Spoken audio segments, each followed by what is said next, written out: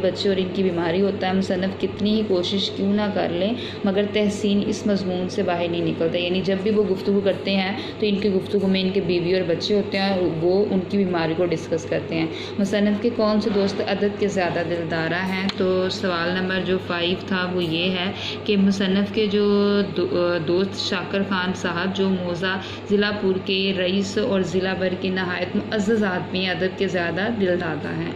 तो ये आप लोगों के सवाल जवाब थे। आगे ऑप्शन है आफत का हमारा फ़कीर कितने बच्चों का बाप था? 7। मुसन्नफ़ ने किस दोस्त को फ़कीर के लिए नेमत तस्वर किया?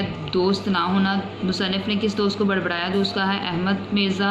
शाकर साहब मुसन्नफ़ को ले गए सलीमपुर। मुसन्नफ़ का दोस्त ज़्यादा बेतकल्लफ़ और शोर मचाने वाला है। अहमद मिर्ज़ा मुसन्नफ़ के दोस्त इन्हें राजा साहब से मिलाने कहाँ ले जाना चाहते थे? अहमदनगर। मुसन्नफ़ जिस कमरे में ठहराए गए इसकी खिड़की खुलती थी पाए बाग में। उसके बाद खाली जगह है चांदनी चौक में। सदा लगाने वाला फ़कीर गरीबुल वतन था।